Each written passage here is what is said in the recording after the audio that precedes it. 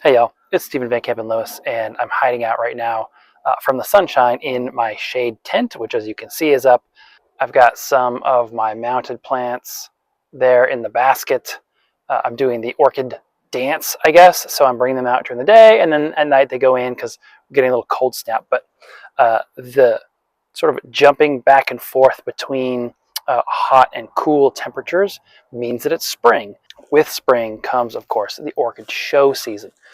It seems like probably at least 3/4 of the shows are about now. From it's like March 11th today, probably for the next couple months. With I'm thinking about two in particular. Actually, both of them are in April. One is the American Orchid Society members meeting in Apopka. I will be there. I'm really excited for that. That's at Krull-Smith there, just north of Orlando, and that's a big show. And then I'm thinking about the Austin show, the Heart of Texas Orchid Society show, in the middle of April, and that's a smaller regional show. That's more the type of show that most people are probably going to and visiting. But I want to talk about both shows and how I'm preparing to go to them, and some of the tips and tricks that I'm going to use when I'm planning to go there, what I'm going to do when I get to the show, things like that. I actually get a surprising number of requests for that kind of information.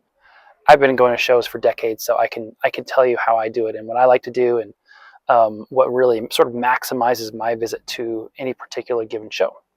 So I'm going to break this down really into two phases, right? There's the pre-show or the planning phase, I guess, and then also the planning of what to do when you get there, right? So I guess first and foremost, find a show.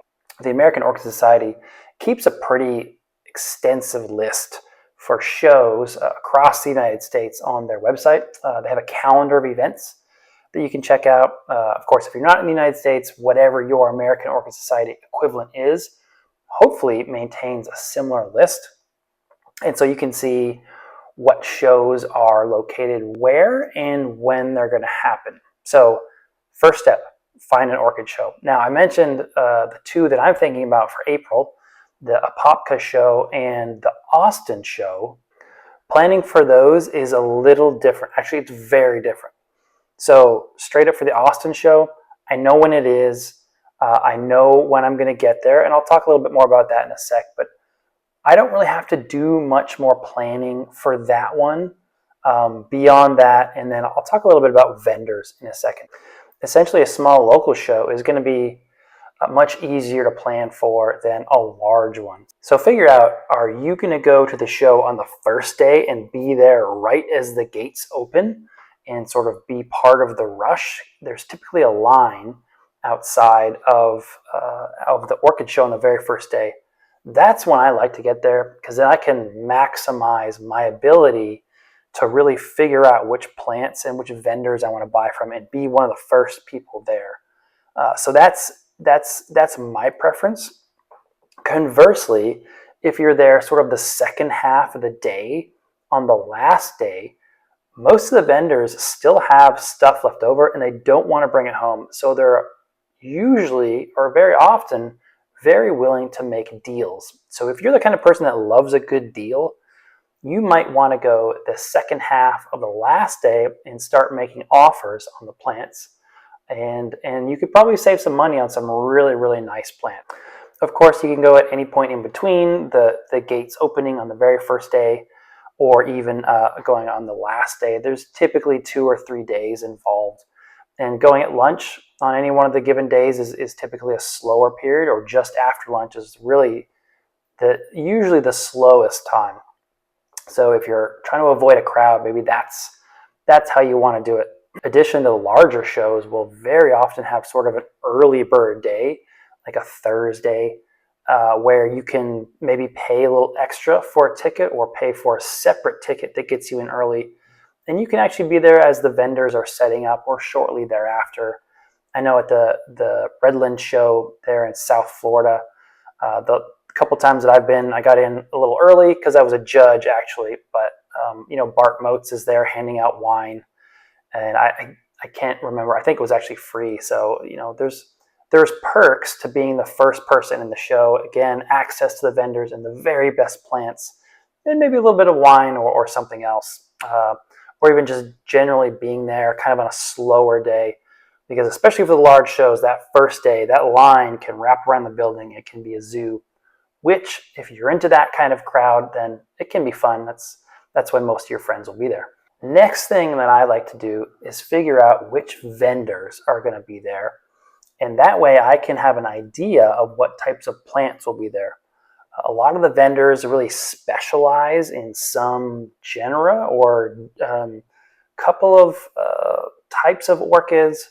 Maybe they're a specialist in phals, maybe they're a specialist in Brazilian imports or Asian imports or bulbophyllums or whatever. So figure out which vendors you are most interested in seeing. For me, right now, I'm super excited about Cattleyas and Catasetums generally, but other things as well. So I look at a list of vendors and I'm immediately drawn to the Brazilian importers. And so what I'm going to do right now is actually scroll down on the American Orchid Society show flyer that's online. And it says join us in Apopka April 8th to 11th. Registration is open. And so this is the type of thing where you want to buy your tickets and register. And for this one, it's actually quite extensive. There's a ton of speakers and workshops that you can see here. And you can go to the link of speakers. Hey, look, it's me. I'll be speaking at the judges forum. And boy, I wish someone from the AOS had asked me if I could send a better photo than this. But it is what it is. So there's speakers. And I'm just kind of scrolling through quickly. There will be, what else? We have workshops. There's a hotel you can stay at. I got my tickets in my hotel room, and then you can see what the schedule is. There's a lot of stuff. I'm not going to go through all this. I'll let you check it out. I'll include a link to this in the description. But you can see there's just stuff to do. In addition to buying really cool plants all the time for 3 or 4 days straight, you can see speakers, you can do workshops, you can just hang out at Frank Smith's place, which is just an amazing nursery. You'll absolutely love it. And then I just clicked on the registration here, so you can see, you get all kinds of different events that you can sign up for. Again, this is for a large show. This is not typical, but for this particular show, there's a gala to attend. You can pay a little extra to see the speakers. Or you can just get a ticket to get in and that's it.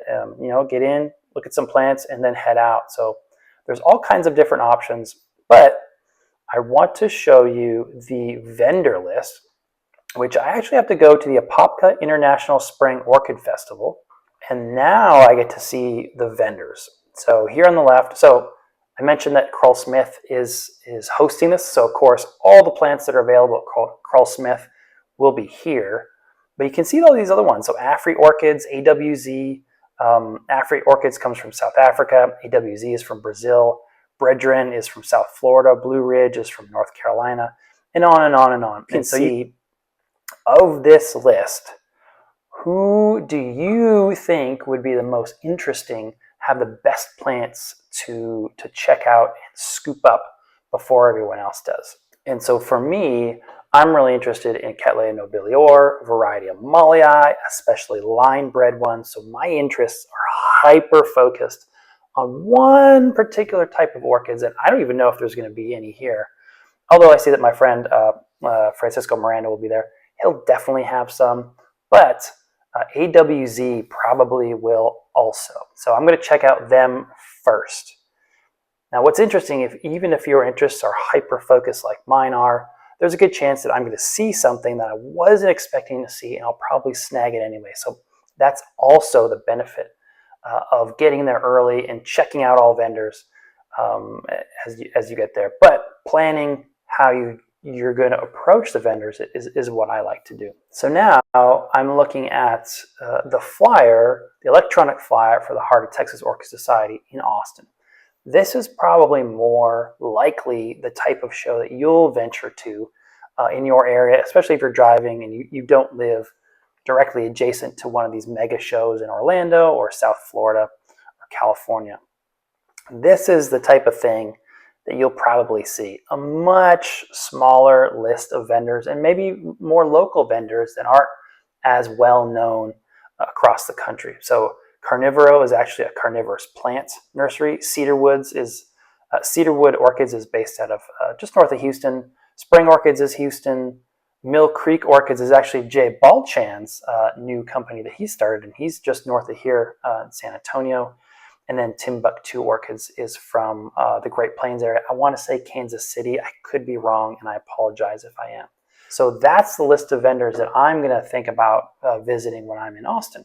So you're thinking about the show. You're thinking about the types of orchids that you're going to buy. You're thinking about the vendors that you're going to visit to get those orchids. How do you get them home?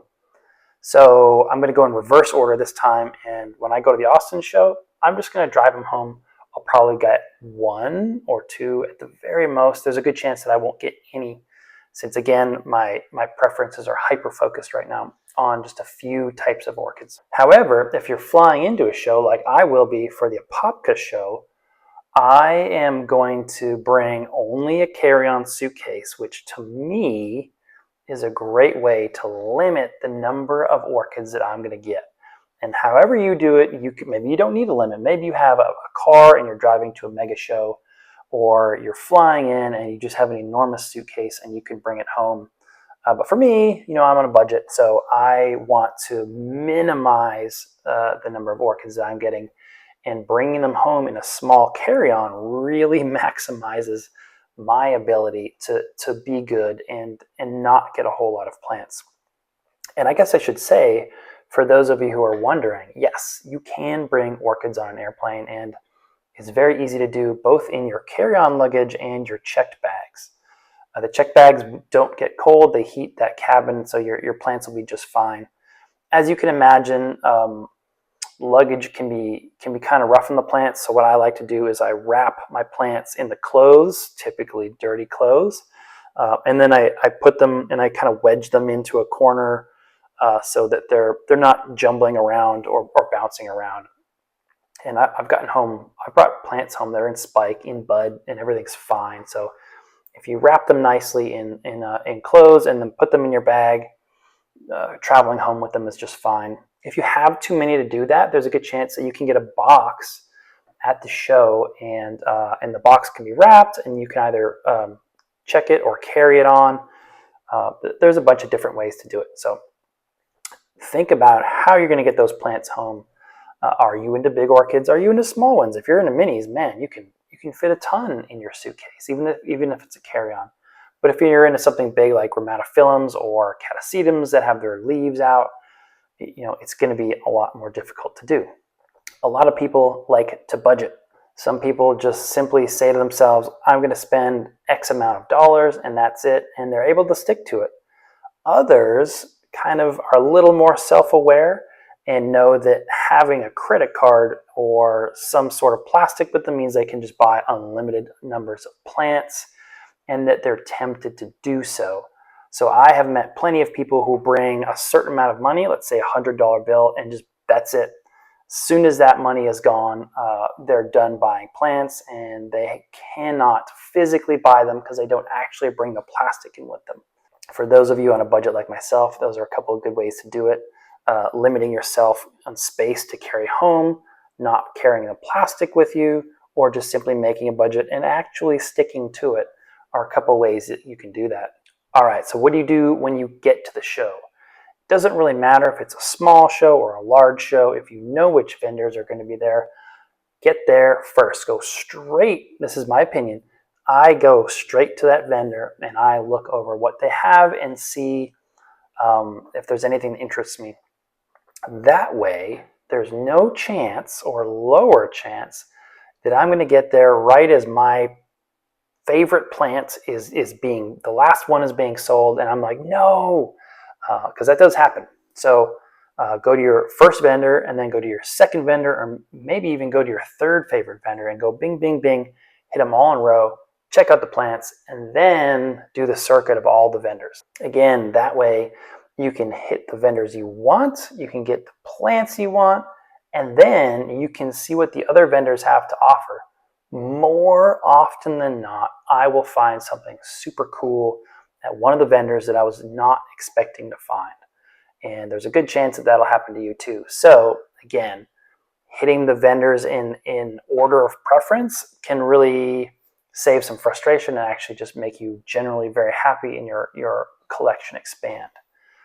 After I've hit the vendors, I like to go to the show booths where the displays are set up, and sometimes, you know, the bigger shows, they'll have displays. Sometimes it's a bench show where all the flowering plants are sort of in order of genus, so that all the related genera are kind of next to each other, and then all the additional related genera, so all the cattleyas are next to each other, all the oncidiums are next to each other, all the phalaenopsis are next to each other.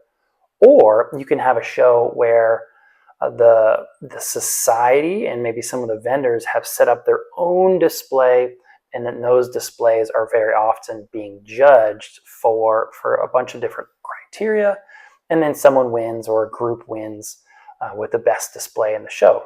But of course, you're not buying from those displays, so you can see those at any time, and you can keep going back. That's the cool thing about some of the displays, is you keep seeing new stuff over and over again. So vendors, displays, and then just wandering around and seeing my friends, making new friends is a big part of the shows. It's a lot of fun. I really enjoy that part, and just talking to folks who watch the channel. I'll tell you right now that all of the YouTubers who are putting up shows like this, they spend a bunch of time and effort on their show, you know, not only recording, but editing, coming up with ideas, trying to film things or record a video while doing some action like repotting. So the folks that I know really enjoy speaking to the folks that watch, and if you have words of encouragement, it is very much appreciated. And there's a good chance that someone that you've seen for a while is going to be at the show, and you can say hi, and you know, maybe they're running off and they can't stop to chat, or maybe they can stop to chat. Either way, I think it's always worthwhile to say hi and again, express any appreciation that you might want to express. And then just hang out. Just go back to the vendors over and over again. Go back to those displays over and over again. See the new friends of yours that show up, and make new friends. Join the society, or talk about the society, or volunteer at the society, which is even better. Those are my tips and tricks for the show, for planning for the show. I hope you have fun. The spring show season is here. It is upon us, and enjoy.